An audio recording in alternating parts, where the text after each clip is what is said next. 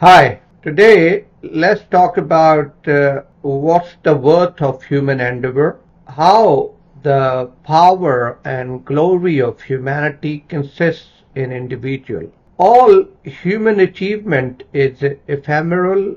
Civilization after civilization has come and gone. Mighty empires have been built and ravaged by time. With all our 21st century's conceit about the exploits of modern science, our civilization is still exposed to wars of extermination. Thanks to the progress of modern science and the power it has given to human over the forces of nature, is the real risk that someday in our rashness we may release forces that will destroy all we have built and achieved. So AI, artificial intelligence, or climate are not the only risk. Our madness, which has been manifested many times during the history, is also a major risk. In any event, there'll come a day when the heat and light of the sun, which sustains life on earth, will be exhausted. So if that is the case, then what then is the definitive worth of all that human on our planet has intended and accomplished?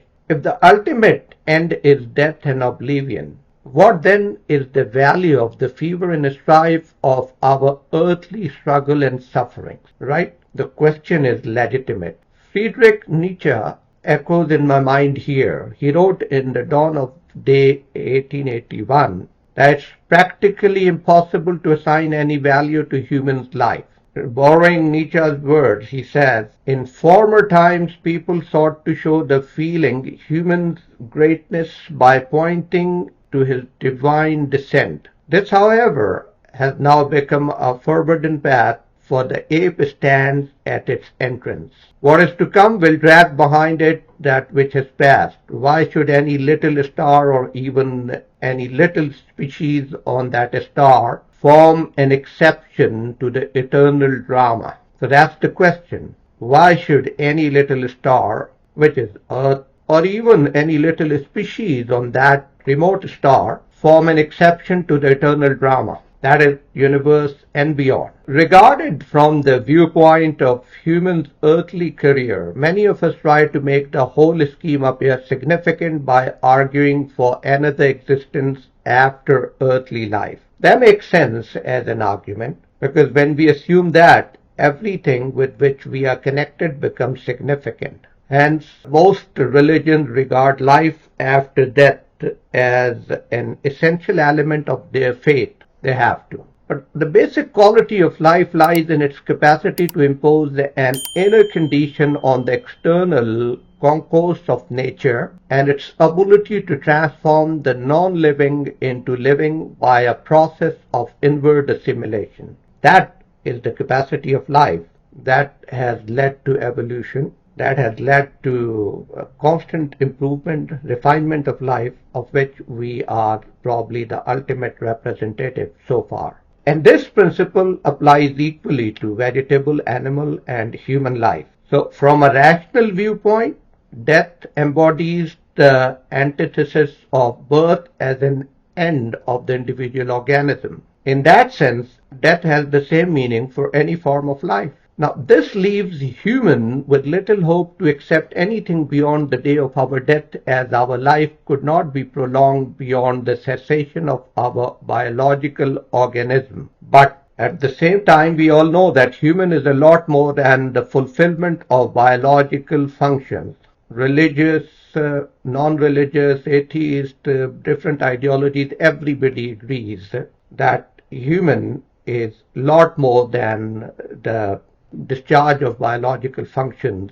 And that's why human has been endowed with a sense of wonder which gives a child as their right of entry into the treasure house of mystery which is in the heart of their existence, as Rabindranath Tagore explained. In all major scientific and higher achievements, we find that creative impulse, which has no direct relevance to the preservation of the physiological organism, but which makes humans a higher form of life than any known.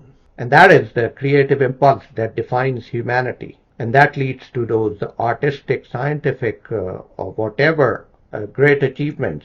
This creativity elevates life's level, opening with unlimited intellectual interest and 0 inexhaustible and possibilities. liftoff It of leads Space Shuttle thought Atlantis to on a discovery. mission to To build, understand further, resupply, Tagore and explains in his famous essay, The Religion of an Artist, that truth and not dogma is the foundation to all religions. He goes on. It's not as ether waves that we receive light. The morning does not wait for some scientist for its introduction to us. In the same way, we touch the infinite reality immediately within us only when we perceive the pure truth of love or goodness, not through the explanation of theologians, not through the erudite discussion of ethical doctrine. Well before the advent of religion, humans tried to express their creative genius, yes, and captured the moods of their inner life in the network of external symbols. They had a spiritual, metaphysical, mental relationship with the outside world and tried to express the infinite finitely as they could while they wondered at mystery of creation around them, within them. All this experience means evolution in a direction other than a merely biological one.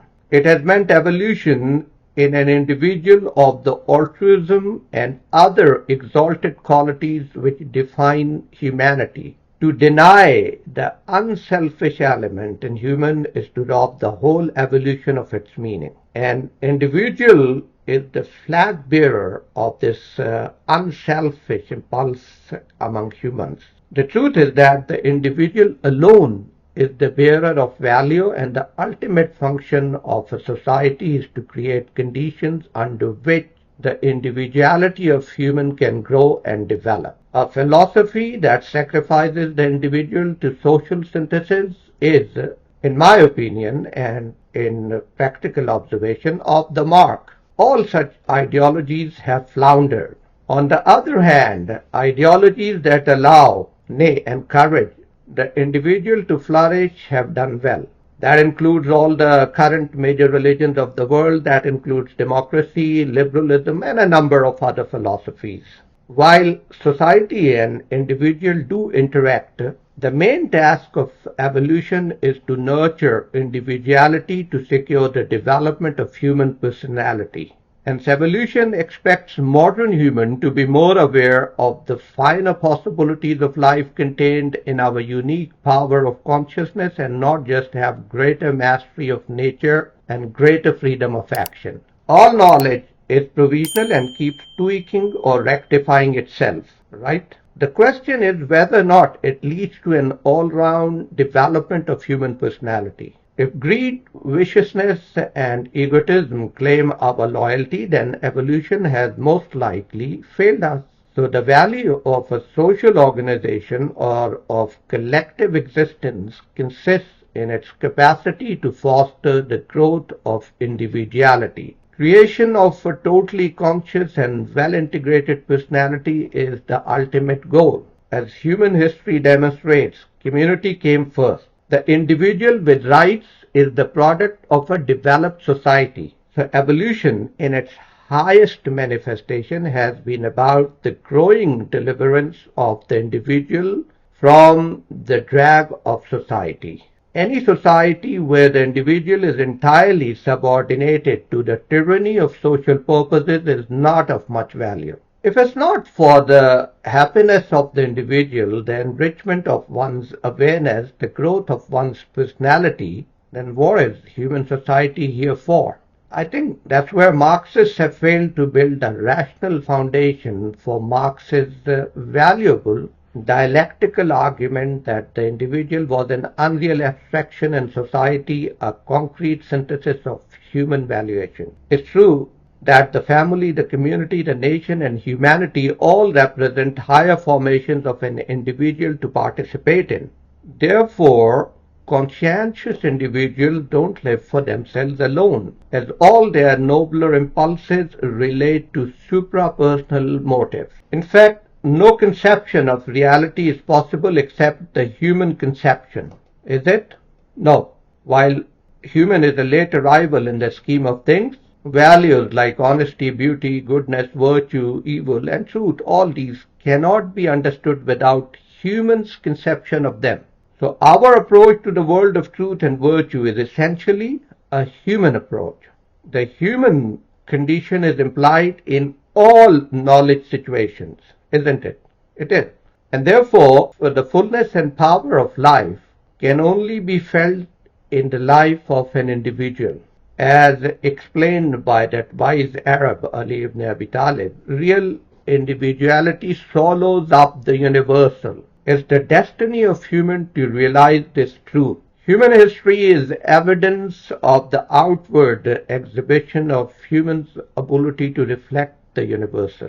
The only way to discover truth is to make the power of thinking an inward movement and make the intellect co-extensive with life, instead of merely catering to life's pragmatic or biological interests. So in simple words, it is our destiny to rise above ourselves. It's a trust reposed in us by life. In the words of English poet and historian Samuel Daniel, unless above himself he can exalt himself, how poor a thing is man. So my dear, I urge you to cherish your individuality, to be proud of who you actually are, to try and become the best of what you are and not someone else, to contribute the best of yourself to your society, to your family, to your country, or wherever you are. Thank you.